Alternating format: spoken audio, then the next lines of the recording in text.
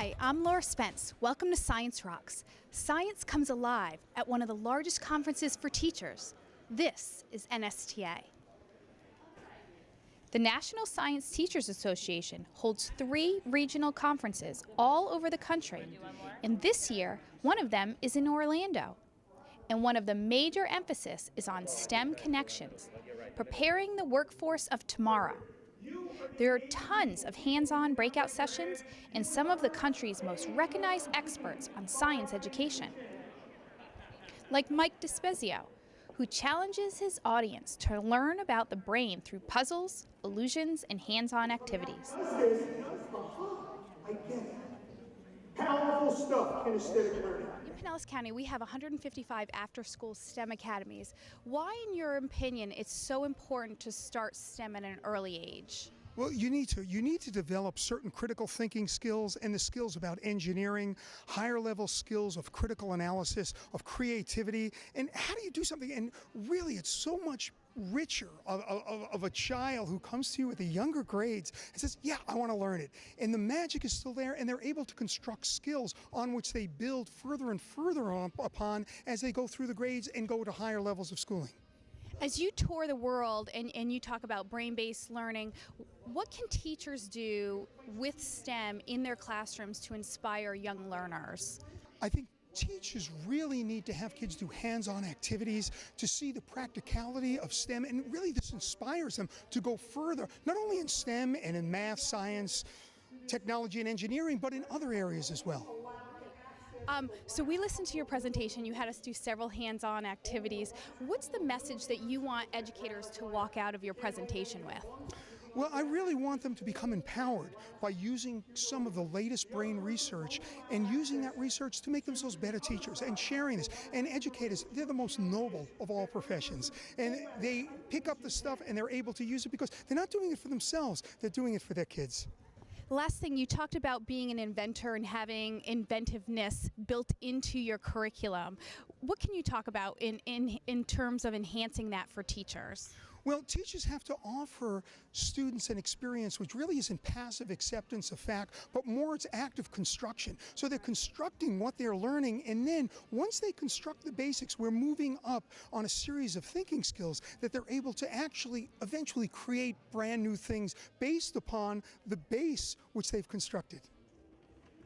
Another one of the featured presenters is Chris Fisher, the expedition leader of Sharkmen on the National Geographic Channel. His presentation, Transforming STEM Education with Sharks and Real-World Science, shows how he has developed STEM curriculum as part of his OSearch Global Shark Tracker.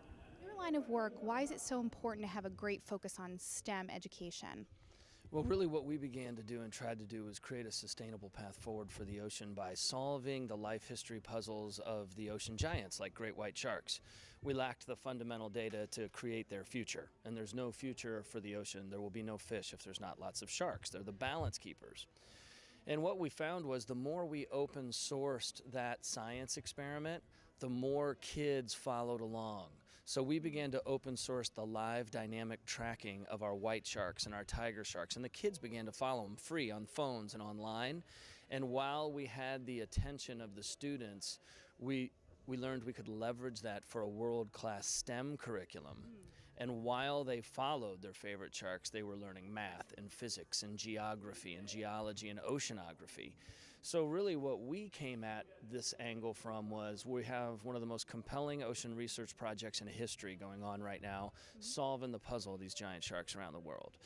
It captivated the kids, and so we tried to leverage that to deliver them the skills they needed to get a good job in the future, which we believed was a STEM-based curriculum because everything is going that way. And so we kind of, a lot of the companies that fund us are going to have to hire people with great sets of STEM skills in the future, companies like Caterpillar and Costa and Landry's, and so they were all about integrating a STEM curriculum into kind of this charismatic shark research project in real time, mobile first, so that the whole world could be an explorer in real time, a scientist in real time, and then we could leverage that interest to make science cool again. We have a lot of educators here at the NSTA conference. What's one thing that you want them to walk away with? Well, the biggest thing I want them to walk away with is that there's a free STEM, open-sourced curriculum of the next generation science standard available at osearch.org for them to leverage. Oh, great. They can just download the lesson plans. There's 20 lesson plans up there right now, and they're integrated into the tracking of the sharks, which makes it really relevant and in the now for the kids. And I want them to know it's there so that we can drive, adoption, because that's how you make impact. So the main thing is to help them understand that their science classes can be involved in one of the coolest ocean research projects ever, and then leverage that cool factor to make STEM-based science curriculums cool. Come on, you can do it. The exhibit hall is a great place for teachers to pick up all cool stuff to use in their classrooms. NSTA's Orlando Conference is officially open. Yes. Welcome. The ribbon cutting is a big deal at NSTA, and it's like a scene from Black Friday, as teachers rush to get free stuff for their classrooms, like this mealworm larva. Wow, and what's that going to be? It's going to turn into a chrysalis in the little container that they give us as a necklace, and then you transfer it to a bigger environment for it Hopefully to actually... not before the end of the day. No, 5 days. 5 days. 5 days. All right, good. Pardon me? What are they called? These are called mud puppies from Minnesota. They're mud puppies, and their native name is Necturus. Pinellas County teachers are well represented at the conference. Elementary science specialist Julie Poth finds some of her science coaches who are using the conference to enhance their understanding of marine life and reptiles. What you have been doing today here at the NSTA conference? Well, let's see. Today we took an educational trip to SeaWorld, and we got to go behind the scenes to all the rehab, right? Yeah, we saw dolphins and sea turtles that were back there, And manatees that were being rehabilitated. And we actually got there was like an impromptu. They were doing X-rays on an anteater from Discovery Cove that was sick the night before and stopped eating, so they brought it over, and we got to watch the X-rays and see the X-rays up on the screen. It was pretty cool. It was like totally impromptu. We didn't. Wasn't planned. Yeah, it wasn't planned. Yeah, and then we went to the fish house, where they were and saw them all prepping the fish the for the for all different the animals in SeaWorld. It was neat. Yes. Yeah. So thinking about what you did this morning, how are you going to take that back into your role back in the district? That is a good question. Yeah. Well, we have our life science unit that we just finished, so we could probably incorporate quite a bit of that into life science. For review. For FCAT. Talk about food chains, ecosystems, habitats. Could bring that back as a review because we're just finishing up life science and moving into physical. That'd be good. We could do that. And especially since a lot of the animals that were there for rehabilitation were there for injuries caused by humans, like pollution and trash floating and boat injuries, that could really go back to that 5th grade standard that talks about humans and impacting the environment. Perfect. Yeah. This has been a great opportunity for Pinellas County educators to learn about the latest STEM trends. When we come back, we'll see how nature and technology work together in Tampa Bay. But first, here's a quick tour of our STEM academies.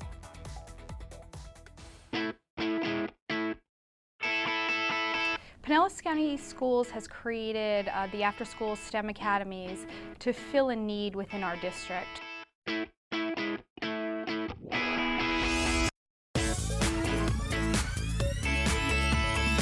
We've had a lot of business partners come to us and say that their demand for their careers is currently unfilled.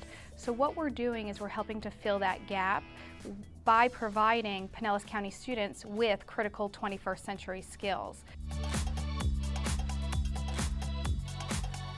They were working on a recycling project, and they were to determine to make a new product. Not only we're going to make the product, but they're also learning how to market the product, come up with slogans, come up with the product name. It's curved like an S, and then the rubber bands are just hooked on at the end. There is creativity to be found within those subjects. They apply what they know from science or mathematics in an innovative way. What is invention? What's more creative than an invention? Go! It's a fun opportunity to be able to do hands-on activities and meet friends. When we're in STEM Academy, the first thing we were talking about is cooperation and learning to work in groups. And I think the challenging thing that they're learning is they have to work together, and that scientists and mathematicians work together inside of their field to come up with new experiments and new designs. What we're doing in school now can prepare them to become a vet. Maybe even own your own lawn company, your own pool company. So I think something that has been interesting that they can use in other classes is that collaboration piece. Their ability to elaborate, their ability to take what they're learning in this class and modify it or extend their thinking in other classes.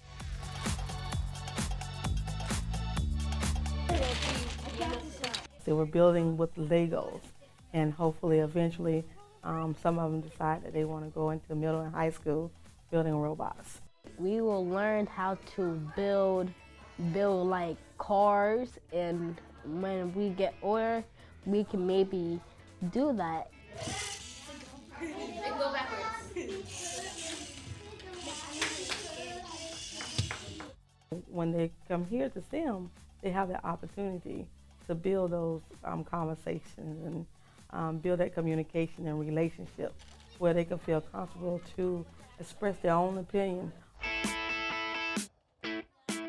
But with reading, they have to look at the directions all the time. Writing, as you can see, they have to journal. You are interested in architecture, you're interested in learning to create those blueprints. In one group I had a smaller group of kids working with me, using the career chart and really trying to analyze I love science, but what does that really mean? Trying to get them to delve a little bit deeper into all of the different careers that are out there. This is preparing me for my future because I need a career in science and math. One of them, of course, was on the computer for them to learn about making good choices. What they're going to have to buy in their lives. Are they getting the apartment? Are they getting the townhouse?